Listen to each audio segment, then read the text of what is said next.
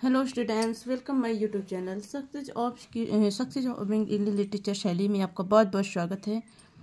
जैसे कि हम जान रहे कि इस वक्त हमारा जो टॉपिक है, तो इस वक्त हमारा ये लिरिक ये लिरिक गीत है, जो ये Cavalier school of movement metaphysical poet. इसके बाद हमारा जो टॉपिक था वह था एक कैवलियर लिरिक का। तो हम उसके बारे में घुड़सवार कविता के बारे में हम नॉलेज ले रहे थे। हम ये कैवलियर लिरिक के बारे में हम रीड कर, जिसके ये सारे टॉपिक हमने एक्सप्लेन करा दिया है। अब आज का जो टॉपिक है वो आज हम पढ़ेंगे। ये सारी चीज़ें हमारी कंप्लीट हो चुकी हैं। द क्लासिकल मूवमेंट, तो आज हम पढ़ेंगे शास्त्रीय आंदोलन के बारे में। The period of movement flourished the age no by the list 3 titles. क्या कह रहा है? जिस अवधि में ये आंदोलन फला फूला उसे कम से कम 3 शीर्षकों से जाना जाता है। The classical age with reference to the standard, जैसे द क्लासिकल शास्त्रीय युग, द क्लासिकल एज माने शास्त्रीय युग। इसके द्वारा विथ रेफरेंस द स्टैंडर्ड्स, इसके द्वारा प्रचारित मानकों के संदर्भ में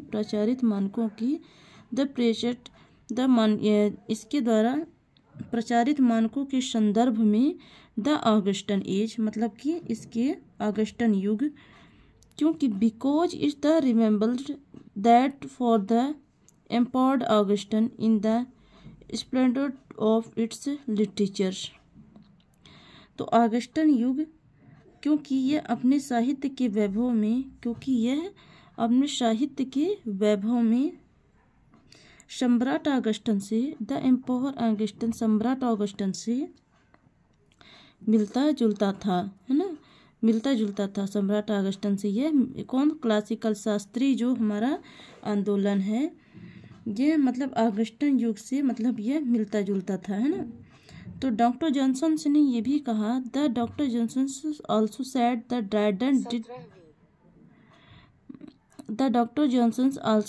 Dryden did for English letters what Augustan did for the city of रोम।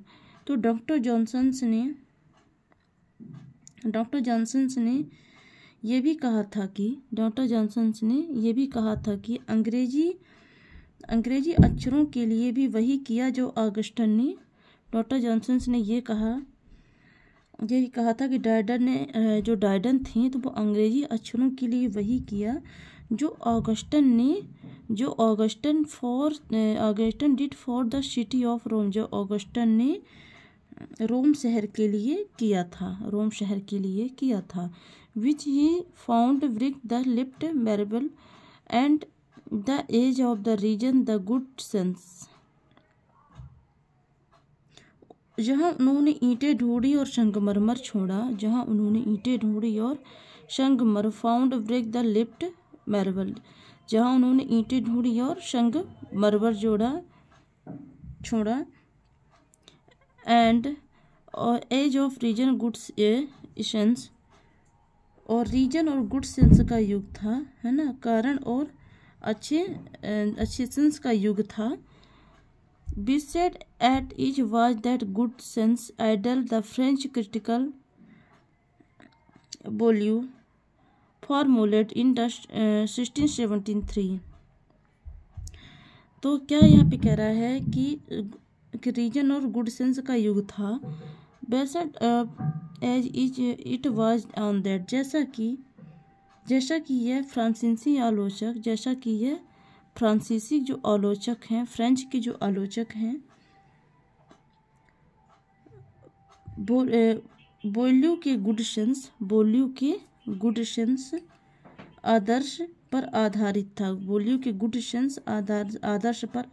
था, जो कि 1763 में तैयार किया गया था, है ना। तो ये शास्त्रीय आंदोलन था हमारा, है ना। तो इसको मतलब 3 शीर्षकों से जाना जाता था, है ना। तो ऑगस्टन युग मतलब ये जो शास्त्रीय आंदोलन था कैवलियर लिरिक का, तो ये ऑगस्टन युग था जैसा, उसी से यह मिलता जुलता था। अब हम पढ़ेंगे factor responsible for the change outlook, तो पढ़ेंगे हम परिवर्तित आउटलुक के लिए जिम्मेदार कारक हैं, है ना। About the middle 70th century change come over the England poetic appointment, तो क्या कह रहा है यहाँ पर 17वीं शताब्दी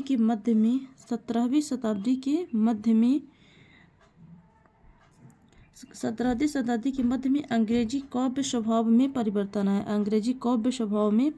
आया। The metaphysical vow the exuded the itself, तो जो आध्यात्मिक लहर ने स्वयं को समाप्त कर लिया था, आध्यात्मिक शहर जो थी वो स्वयं को समाप्त कर लिया। And had the left literary standards value confused Ben Jones with the perfect visions, और साहित्य मानकों ने मूल्यों को भ्रमित कर दिया था। The value confused Ben Jones, और मूल्यों को भ्रमित कर दिया था बेन जोन्स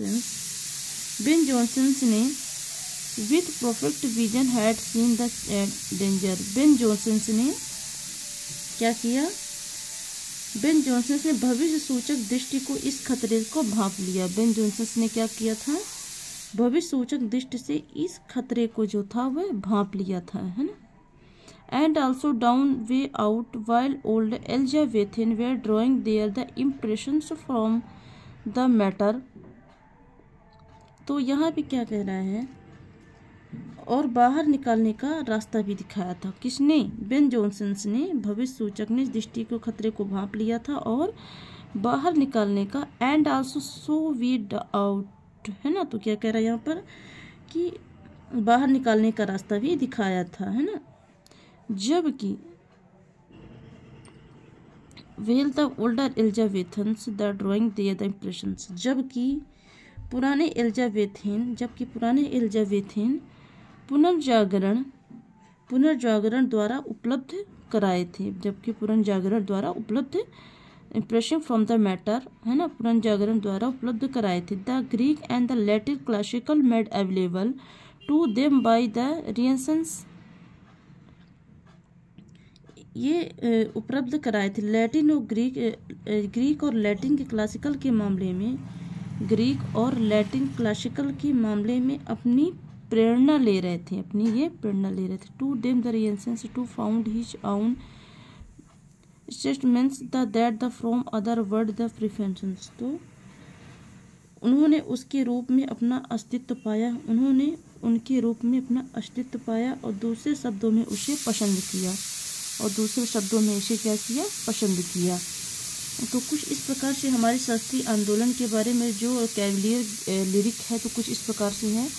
तो फ्रेंड्स, हमारा ये वीडियो आपको कैसा लगा कमेंट बॉक्स में ज़रूर बताएं, ताकि हम आपके लिए और अच्छे से अच्छे टॉपिक ई बुक से आपको रेट करा सकें।